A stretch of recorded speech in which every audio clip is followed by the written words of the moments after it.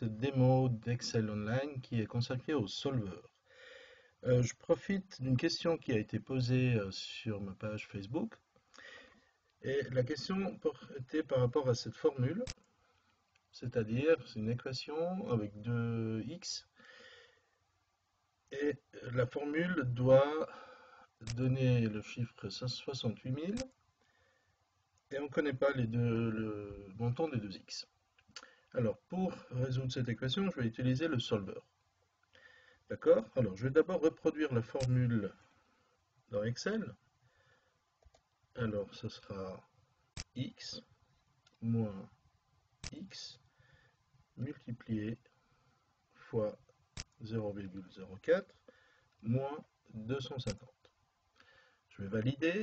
Bien évidemment, pour l'instant, le résultat, c'est un message d'erreur valeur parce que j'ai 2x à la place de valeur numérique.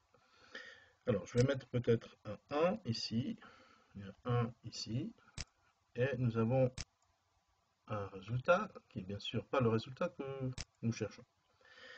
Alors maintenant, pour connaître les valeurs des deux 1 ou des deux x, pour que la formule ait comme résultat 68 000, je vais faire appel au solver.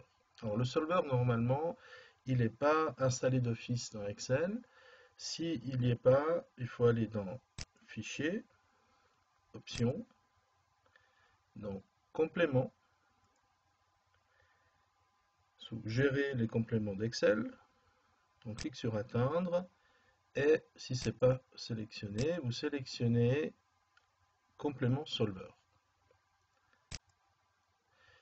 Alors le solver, nous allons le trouver dans le ruban Données. Le voilà.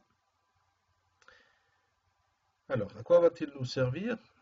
Il va permettre de calculer les deux variables ici, les deux x, par rapport à un résultat qu'on va fixer. Alors, je sélectionne la cellule qui contient la formule. Je clique sur Solver. Alors, ici, j'ai déjà des données qui ont été saisies auparavant. Je vais les supprimer pour refaire l'exercice en entier. Alors, là, j'ai l'objectif à définir, c'est-à-dire la cellule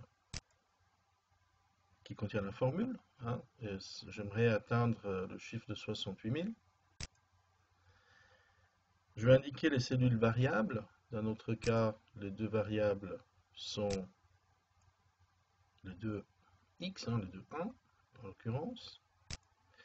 J'ai oublié de mentionner que nous cherchons le montant exact. Alors, on cherche une valeur de 68 000. Alors, je choisis ici valeur. Les deux cellules variables. Et on a encore des contraintes qu'on peut ajouter. Puis une autre contrainte, c'est laquelle? C'est que les deux x en fait doivent être identiques. C'est-à-dire les valeurs doivent être identiques. Alors, je vais ajouter une première contrainte. La cellule B5 doit être identique à la cellule C5. Voilà.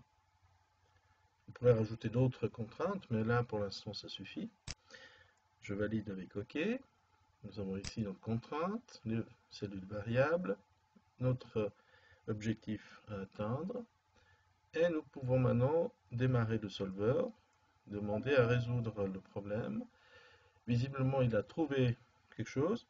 Alors, nous allons maintenant simplement cliquer sur OK pour voir qu'est-ce qu'il nous propose. Alors, il est arrivé à un résultat de 68 000, des poussières. Et on a maintenant ici les deux cellules qui contiennent les deux variables cherchées. Et ce seraient les deux montants que x doit avoir pour obtenir 68 000 en respectant la formule. Voilà, j'espère que c'était suffisamment clair et à bientôt pour une autre démo.